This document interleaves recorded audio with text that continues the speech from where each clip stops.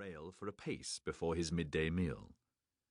Stap me, Alan thought sadly. It was bad enough before, when he just thought me a rapist and a rake-hell. Now he's been addled by that French gunner with a rammer. He's turned evangel on us. Probably start leaping about like a Welsh miner at a Wesley meeting next. Alan sidled off to leeward, to stand next to his compatriot midshipman, David Avery, a dark-haired, merry Cornish lad of 16, almost 17. He shrugged in answer to the unspoken question framed by Avery's raised eyebrows. "Still hates you, eh?" Avery whispered with a wry grin. "What else is new?" Alan said. "Who wouldn't?" Avery shrugged. "Damned good question," Alan admitted, with a soft laugh. "Signal, sir," Midshipman the Honourable Francis Forrester, their least favourite messmate, shouted from the stern rail. "Attend the flag, sir." "Mr. Railsford," Treghughes bellowed. "Hands to the braces and bear up closer to the flag." "Aye, aye, sir." Desperate wheeled about and beat up to windward, within hailing distance of Admiral Hood's flagship, Barfleur, rounding up alongside to leeward in a flurry of spray. No one could fault her sail-tending or ship-handling, for Treghughes and his officers were as smart as paint, for all the gloom aboard from Treghughes' new mental state. A gig flew across from Barfleur, and a flag lieutenant scrambled up the manropes and battens of the starboard side, with a large envelope in his coat pocket.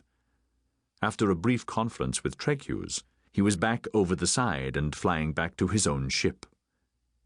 "Mr. Monk," Treghughes called for his sailing master, and that worthy made his appearance on the quarterdeck in his scruffy uniform.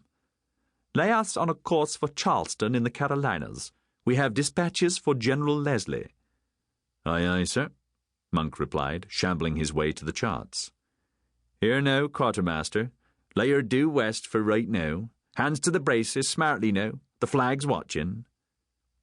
"Charleston," Avery said as they supervised their working parties for the mainmast braces. "We put in there once, Alan. Damned fun place it was." "I remember it so as well," Alan replied, almost rubbing his hands in glee. Yes, he had remembered Charleston well, too. It was full of refugees from up-country, run to the port by their rebel cousins. Cornwallis and his troops had been there, and with them had come a great flock of camp-followers, traders, whores, and ladies without their husbands.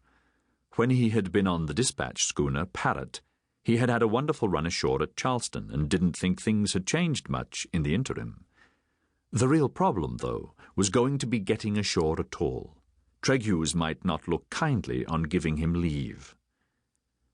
"Be in soundings by tomorrow forenoon, sir," Monk said, after he had paced off the distance from their noon position with dividers on his charts. "Alan, did you realize that tomorrow shall be my birthday?" David told him. "And we are short of fresh meat. Now, if I talk nicely to the purser, he might find it in his heart to send me ashore with him. On King's business, of course." "And if you don't take me along with you, you're a dead man, David," Alan warned him. "Why ever should I do that?" David queried. "'Cause I know where the likely whores and widows are," Alan reminded him with a simper. "You've missed your calling," David smiled. "You'd make a devilish grand pimp." "You're not the first to think that," Alan heartily agreed. "And it's still early days in my career, isn't it? Now, get on to Mr. Cheetham before he picks somebody else. Tell him we both volunteer." The next morning, Desperate stood in toward Charleston, with the spires of the churches marking the safe passage as range marks.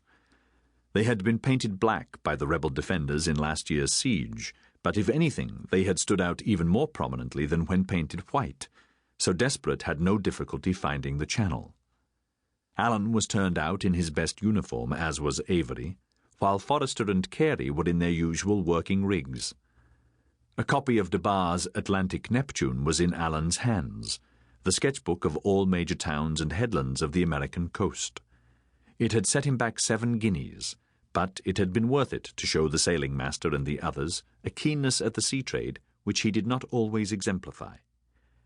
He tucked the book under his arm and plied his quadrant to measure the height.